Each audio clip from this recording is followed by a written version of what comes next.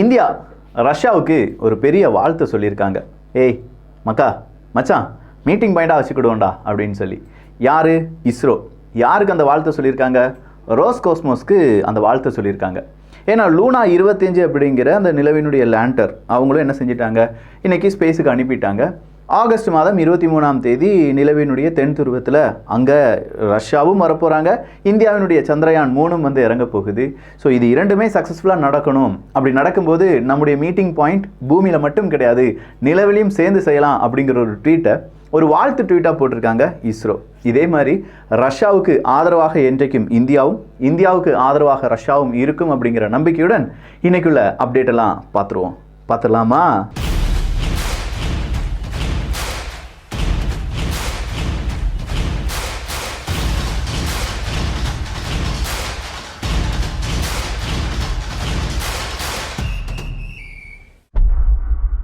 Counter offensive நம்ம எல்லாருக்குமே தெரியும், உக்ரைன் இப்போ கவுண்டர் ஒஃபென்சிவ் கொடுத்துட்டு இருக்காங்க அப்படின்னு சொல்லி. பட் இந்த கவுண்டர் ஒஃபென்சிவ் உக்ரைன் நினைச்சதை விட, மேற்குலக நாடுகள் நினைச்சதை விட ரொம்ப ஸ்லோவாக நடந்துட்டு இருக்கு.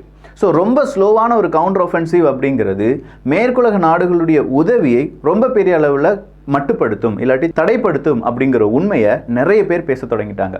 ஸோ ஒன்று கவுண்டர் ஒஃபென்சிவை ரொம்ப பெரிய அளவில் ரொம்ப ஸ்பீடாக இருக்கணும், ரஷ்யாவுக்கு ரொம்ப இழப்புகளை கொடுக்க வேண்டும். அப்படி இருந்தால் மட்டும்தான் மேற்குலக நாடுகள் சீக்கிரமாக இவ்வளோ தாரம்பா, இந்த வெப்பன் தாரம்பா அப்படின்னு சொல்லுவாங்க. இவ்வளோ ஸ்லோவாக எந்த விதமான முன்னேற்றமும் இல்லாத ஒரு கவுண்டர் ஒஃபென்சிவ் கொடுத்து என்ன பிரயோஜனம் அப்படிங்கிற மாதிரி இப்போ டாக் வர தொடங்கிருச்சு.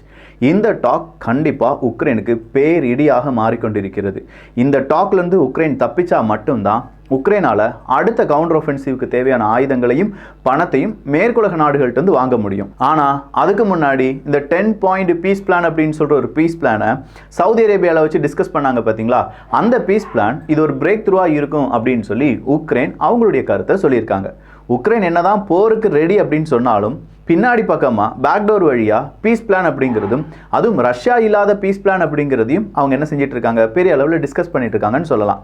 சரிப்பா, இப்போ தான் இந்த தானிய ஏற்றுமதிக்கான பிளாக் சி காரிடோர் அப்படிங்கிறதுலாம் நின்றுச்சுன்னு கேட்டால், அதுக்கான ஒரு சின்ன காரிடோரை நாங்கள் உருவாக்கியிருக்கோம். அதன் வழியாக அங்கே ரொம்ப பெரிய கப்பல்லாம் என்ன செஞ்சுருக்கு, அங்கங்கே நின்றுட்டுருக்கு. ஸோ அந்த கப்பலெல்லாம் மீட்க வேண்டிய பொறுப்பு எங்ககிட்ட இருக்குது. அந்த கப்பலை மீட்பதற்கான காரிடோரை நாங்கள் உருவாக்கியிருக்கோம் அப்படின்னு சொல்லி உக்ரைன் சொன்னாங்க. அப்போ ரஷ்யா என்ன சொன்னாங்கன்னா, இதுக்கு நாங்கள் நிறைய பஃபர் டைம் கொடுத்துருந்தோம், ஆனாலும் உங்களுடைய கப்பல் வெளியில் வரல அப்படின்னு சொல்கிறத எங்களால் அக்செப்ட் பண்ண முடியல. ஒருவேளை இப்போ உங்கள் நாட்டிலேருந்து இல்லாட்டி பிளாக் சி வழியாக போகக்கூடிய கப்பலில் ஆயுதங்கள் இருப்பதற்கான, இல்லாட்டி உங்களுக்கு வர வேண்டிய ஆயுதங்கள் கூட வந்துடலாம். ஸோ இதை நம்ப முடியாது, கொஞ்சம் கேர்ஃபுல்லாக இருந்துக்கோங்க அப்படிங்கிற ஒரு எச்சரிக்கை கொடுக்கப்பட்டிருக்கு. நீங்களே சொல்லுங்கள், கண்டிப்பாக இந்த ஒரு தானிய ஏற்றுமதிக்கு ஒரு பீரியட் இருக்குது, 45 நாள் எக்ஸ்டெண்ட் பண்ணாங்க.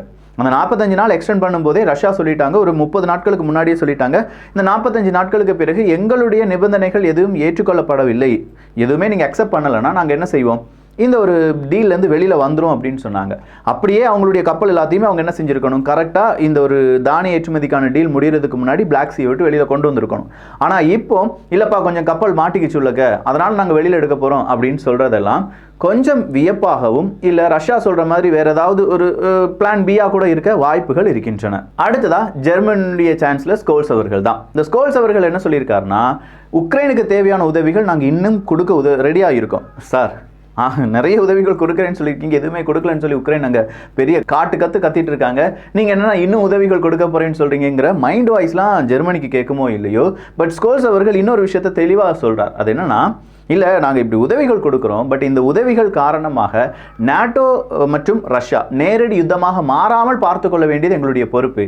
அப்படி உதவிகள் நாங்கள் செய்ய மாட்டோம், இல்லாமல் உக்ரைனுக்கு என்னென்ன உதவிகள் வேணுமோ அதை செய்வோம். ஸோ நேரடியாக நாட்டோ மற்றும் ரஷ்யாவினுடைய சண்டையாக இது மாற எங்களுக்கு விருப்பம் இல்லை அப்படிங்கிற கருத்தை ஜெர்மனி உறுதியாக சொல்லியிருக்காங்க. அப்படின்னா உக்ரைனுடைய கணக்கு, என்னைக்காவது ஒரு நாள் நாட்டோ வர்சஸ் ரஷ்யாவாக இந்த போர் மாறிவிடும், அன்னைக்கு நாம் எஸ்கேப் ஆகி நாட்டோ உள்ள வந்து நமக்காக சண்டை போடுவாங்க அப்படின்னு சொல்லிட்டு இருக்கிற, இல்லை யோசிச்சுட்டு இருக்கிற அந்த ஒரு ஐடியாவுக்கு பெரிய ஆப்பா ஜெர்மனியுடைய சான்சலர் இன்னைக்கு அவருடைய கருத்தை தெரிவித்திருக்கிறார். என்னதான் ஜெர்மனி, அமெரிக்கா, இல்லாட்டி அங்கே இருக்கக்கூடிய உக்ரைன் இவங்கெல்லாம் பெரிய பிளான் போட்டாலும் ரஷ்யா இப்போ இன்னொரு பிளானை போட்டிருக்காங்க. ஆப்கானிஸ்தானுக்குள்ளே போனால் என்ன, மறுபடியும் ஆப்கானிஸ்தானுக்குள்ளையா, மறுபடியும் முதல்ல இருந்தா மீண்டும் மீண்டுமா அப்படின்னு சொல்ற மாதிரி இருக்கு இந்த செய்தி. ஸோ ஆப்கானிஸ்தான்ல இப்போ தாலிபான்கள் ஆட்சி செய்கிறாங்க. ஆப்கானிஸ்தானை விட்டு அமெரிக்கா வெளியில வந்துட்டாங்க. அப்படி அமெரிக்கா வெளியில வரும்போதே ஆப்கானிஸ்தானுக்கும் அமெரிக்காவுக்கும் இடையே, தாலிபான்களுக்கும் அமெரிக்காவுக்கும் இடையே ஒரு டீல் கையெழுத்தாகுது. எங்க நாட்டுக்கு எதிராக நீ தாக்குதல் செய்ய மாட்டே அப்படிங்கிற உறுதியை கொடுத்தாதான் நாங்கள் என்ன செய்வோம், இந்த மாதிரி உன்னை விட்டு, அதாவது ஆப்கானிஸ்தான் நாட்டை விட்டு வெளியேறுவோம், எங்களுடைய படை எல்லாத்தையுமே திரும்ப பெறுவோம் அப்படின்னு சொன்னாங்க. தாலிபான்களும் அதற்கு ஓகே சொல்லிட்டாங்க. ஆனா இப்போ தாலிபான்களுடைய நிலைமை யாராலையுமே யோசிச்சு பார்க்க முடியாத அளவுக்கு இருக்கு. எந்த நாடும் அவங்களை அக்செப்ட் பண்ணல, பல உதவிகள் கிடைக்காம போயிருச்சு, பல உலக நாடுகள் அவங்களை கைவிட்டுட்டாங்க. உலக அமைப்புகள், உலக வங்கி ஆயிருக்கட்டும், IMF ஆயிருக்கட்டும், நீங்க ஒரு அரசாங்கமே கிடையாது, உங்களை எந்த நாடுமே அங்கீகரிக்கல, அதனால உங்களுக்கு லோன் எந்த உதவிகளும் செய்ய முடியாதுன்னு சொல்லி தனிமையா இருக்காங்க. அப்படின்னா இப்போ ஆப்கானிஸ்தானுக்கு தேவை ஒரு நல்ல நட்பு. அந்த நட்பை ரஷ்யா கொடுக்கலாமா அப்படின்னு சொல்லி யோசிச்சுட்டு இருக்காங்களாம். இது வேற மாதிரி ஒரு ட்விஸ்ட்டை ஏற்படுத்தும் அப்படின்னு சொன்னா மிகையல்ல. ஸோ ஆப்கானிஸ்தானுக்குள்ள மறுபடியும் ரஷ்யா வந்து விட்டது என்றால் பனிப்போர் மறுபடியும் வெர்ஷன் 2.0 உருவாகும். அடுத்ததா ஒரு 24 பில்லியன் அமெரிக்க டாலர். சார், இந்த பில்லியன்லாம் சொல்லும்போது அது வந்து ஒரு 100 கோடி அமெரிக்க டாலர் தானே? ஆமாப்பா. அப்போ 24 பில்லியன் அமெரிக்க டாலரை பைடன் அவர்கள் கேட்டிருக்காரு. 24 பில்லியன் கிடையாது, அவர் கேட்டிருக்கிறது 40 பில்லியன். நம்ம பட்ஜெட்லேருந்து ஒரு 40 பில்லியனை தனியாக தள்ளுங்கப்பா. அந்த 40 பில்லியனில் 24 பில்லியனை நான் உக்ரைனுக்கு கொடுக்க போறேன்ப்பா, அதுக்கான அங்கீகாரத்தை எனக்கு நீங்கள் தரணும் அப்படின்னு சொல்லி காங்கிரஸ் சபைக்கு கேட்டிருக்காராம் ஜோ பைடன் அவர்கள். ஆல்ரெடி அமெரிக்காவில் எல்லாரும் ஜோ பைடன் அவர்கள் மேலே செம்ம காண்டில் இருக்காங்க. எங்களுடைய வரி பணத்தெல்லாம் எடுத்து நீ உக்ரைனுக்கு கொடுத்துட்டு இருக்க.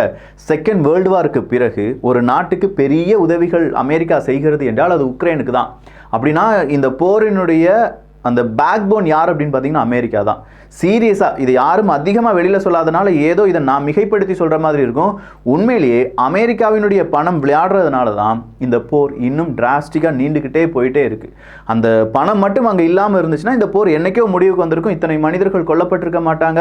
அந்த உக்ரைனில் இருக்கக்கூடிய இன்ஃப்ராஸ்ட்ரக்சர், இவ்வளோ பெரிய இன்ஃப்ராஸ்ட்ரக்சர்லாம் அழிக்கப்பட்டிருக்காது. இப்படி பல விஷயங்களில் புதிய ஒரு மாற்றங்கள் வந்திருக்கும், இல்லாட்டி பெரிய ட்விஸ்ட் எல்லாமே நடந்திருக்கும். ஆனால் இது எதுவுமே சாத்தியப்படுத்தக்கூடாது அப்படின்னு சொல்லி அமெரிக்காவினுடைய அந்த கங்கணம் தான் இன்றளவும் இந்த போரை இவ்வளோ பெருசா வழி நடத்திட்டு இருக்கு. எகைன் இந்த போரை இன்னும் ஒரு வருடம் நீட்டினால் மட்டும்தான் அமெரிக்க அதிபர் பிரசிடென்ட் தேர்தல் வருது பார்த்தீங்களா, அப்போ ஜோ பைடன் அவர்கள் சார்ந்து இருக்கக்கூடிய அரசியல் கட்சிகளுக்கு இதை வச்சு ஒரு பெரிய கேம் விளையாண்டு அங்க இருக்கக்கூடிய அரசியல்வாதிகள் இல்லாட்டி அங்க இருக்கக்கூடிய வாக்காளர் பெருமக்களிடம் வாக்குகளை வாங்கி அவங்க என்ன செய்ய முடியும், அடுத்த அதிபராக மாற முடியும். ஸோ இதற்காக ஒரு வருடம் கூட இந்த வாரம் என்ன செய்யலாம், அவங்க நீட்டி கொண்டு போகலாம். அதற்கான ஒரு இனிஷியல் தொகையாகத்தான் 24 பில்லியனை நாங்கள் உக்ரைனுக்கு கொடுக்க போகிறோம், அதற்கான சம்மதத்தை நீங்கள் கொடுக்க வேண்டும் அப்படிங்கிற ஒரு கோரிக்கை வைத்திருக்கிறார். வெஸ்டர்ன் உக்ரைன்ல இருந்து ஒரு செய்தி வெளியாக இருக்கிறது. திபுன்னு தீ கொழுந்து விட்டு எரியுதுப்பா அப்படின்னு சொல்லி பார்க்குறாங்க. அது என்னன்னு பார்த்தா அது ஃபியூலை சேர்த்து வச்சிருக்கக்கூடிய ஒரு கோடவுன். அந்த கோடவுனில் யாரோ தாக்குதல் நடத்தியிருக்காங்க, வேறு யாரும் கிடையாது, ரஷ்யா. ஸோ ஃபியூல் டிப்போட் அப்படிங்கிறத இன்னைக்கு டார்கெட் பண்ணி 2 இடத்துல ரஷ்யா அழித்திருக்கிறார்கள் அப்படிங்கிற தகவலும், இதன் காரணமா உக்ரைனுடைய லாஜிஸ்டிக்ஸுக்கு பெரிய அளவு பிரச்சனை வந்திருப்பதாகவும், இந்த இடம்லாம் எப்படி தெரியுது அப்படிங்கிறத இன்னும் உக்ரைனால கண்டுபிடிக்க முடியல அப்படிங்கிற ஒரு தகவலும் வெளியாகி இருக்கிறது. அடுத்ததா வேகனார் குரூப். பெலரஸுக்கு எதிராக US, UK, கனடா மற்றும் போலந்து எல்லாருமே பொருளாதார தடையை விதிச்சிட்டாங்க. நிறைய பொருளாதார தடை பெலரஸ் பேஸ்டு பொருளாதார தடையா மாறிட்டு இருக்கு. என்னப்பா அப்படின்னு சொல்லி பார்க்கும்போது ஒரு 250 வேகனார் குரூப் படை வீரர்கள் அவங்க என்ன செஞ்சிருக்காங்க, நேரா பெலரஸ் மற்றும் போலந்தினுடைய எல்லையில வந்திருக்காங்க. எல்லையில வந்து ஹா ஹூ அப்படின்னு சொல்லி நிறைய மேனுவரிங், அங்கே இருக்கக்கூடிய ஒரு வண்டி, அந்த வெப்பன்ஸ் உள்ளடக்கிய ஒரு வண்டின்னு சொல்கிறாங்க, சில பீரங்கிகள் அப்படின்னு சொல்கிறாங்க, அதெல்லாம் தனித்தனியாக ஒவ்வொரு எல்லையில் வச்சு ஏதோ போலந்துக்குள்ளே இப்போவே போகிற மாதிரி என்ன செஞ்சுருக்காங்க, சும்மா போக்கு காண்பிச்சிருக்காங்க. ஸோ இது வந்து எங்களை பயமுறுத்தும் செயலாக இருக்கிறது. இப்படி செஞ்சு ஒரு காலகட்டத்தில் அவங்க என்ன செஞ்சிருவாங்க, நேராக போலந்துக்குள்ளே என்டர் ஆயிடுவாங்க, இவங்க ஒரு சைக்காலஜிக்கல் வார்ஃபேரை நடத்துகிறாங்க அப்படிங்கிற பெரிய குற்றச்சாட்டை போலந்து அரசாங்கம் முன்வைக்கிறாங்க. போலந்து முன் வச்சது மட்டும் கிடையாமல் போலந்து என்ன செய்கிறாங்கன்னா ஒரு 10,000க்கும் அதிகமான ராணுவ வீரர்களை போலந்து பெலரஸ் எல்லையில் நிறுத்த வேண்டும், நாட்டோ படைகளும் இங்கே வர வேண்டும், அப்படி இல்லைனா எப்போ வேணாலும் வேகனார் குரூப் உள்ளே வந்துடுவாங்க. ஸோ இந்த ஒரு ஸ்ட்ராட்டஜி எப்படி பார்க்கப்படுகிறது என்றால் போலந்து தான் அடுத்ததாக வாருக்கான ஒரு தளமாக பார்க்கப்படுகிறது.